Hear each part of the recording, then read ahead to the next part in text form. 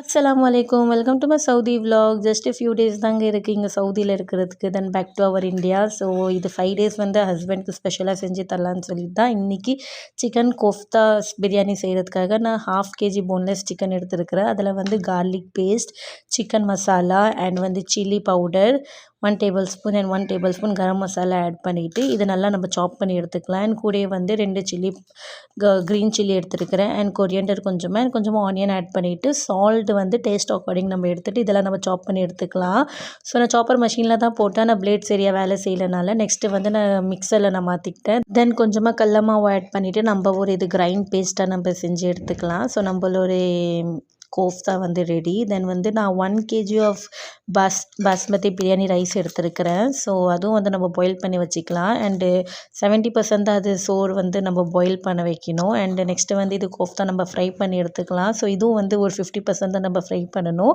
Half வந்து நம்ம கடைசியாக வந்து தம் வைக்கும் போது அதுலேயும் கொஞ்சம் குக் ஆகிடும், இல்லைனா ரொம்ப தீஞ்சிடும், ஓவர் குக் ஆகிடும். அதனால் தென் ஒரு பேன் வச்சுட்டு நம்ம வந்து நல்லா வந்து கிறிஸ்பியாக வந்து இது ஆனியன் நம்ம கிறிஸ்பி பண்ணி எடுத்துக்கலாம்.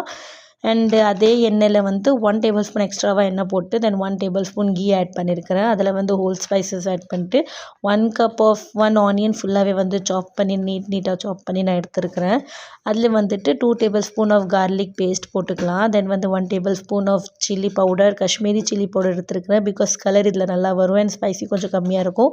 தென் 3 டொமேட்டோஸ் நான் எடுத்துருக்கிறேன். இதுவும் நல்லா சாப் பண்ணி எடுத்துக்கிட்டேன். அண்ட் வந்து அதிலே 2 சில்லி எடுத்துருக்கிறேன். ஸோ கொஞ்சம் காரமாக வேணும்னு. தென் வந்து சிக்கன் மசாலா நம்ம ஆட் பண்ணிக்கலாம் 4 tablespoon. தென் வந்து 2 tablespoon jeera powder and 1 tablespoon chicken masala and biryani masala வந்து 2 tablespoon எடுத்துக்கலாம். தென் வந்து கொஞ்சமாக வந்து தயிர் ஆட் பண்ணியிருக்கிறேன். இங்கே லபான் தான் கிடைக்கும். இது கொஞ்சம் மோர் மாதிரி இருக்கும், கொஞ்சம் லிக்விட்டாக. அண்டு லபான் ஆட் பண்ணி அப்புறமா நம்ம இது கோஃப்தா வந்து ஆட் பண்ணிக்கலாம். இப்போ வந்து ஒரு 50% நம்ம குக் பண்ண வச்சுட்டு அப்புறமா தம் வச்சுக்கலாம். ஸோ ஹாஃப் குக்காக இருக்கிற இது சோறு வந்து மேலே வந்து 2 செக்ஷனாக நான் வந்து ஸ்ப்ரெட் பண்ணி எடுத்துக்கிட்டேன். ஸோ ஃபஸ்ட்டு செக்ஷனில் வச்சுக்கிட்ட அப்புறமா கொஞ்சமாக ஆனியன், இது கிறிஸ்பி ஆனியன் வந்து மேலேருந்து வந்து கார்னிஷ் பண்ணி எடுத்துக்கலாம். அண்ட் அவ்வளோதாங்க. ஸோ இதெல்லாம் முடிச்சுட்டு நம்ம ஒரு தம் வச்சுட்டாலும் நம்மளோட பிரியாணி ரெடி. இது வந்து நான் 30 minutes லோ ஃப்ளேமில் தம் வச்சுருந்தேன்.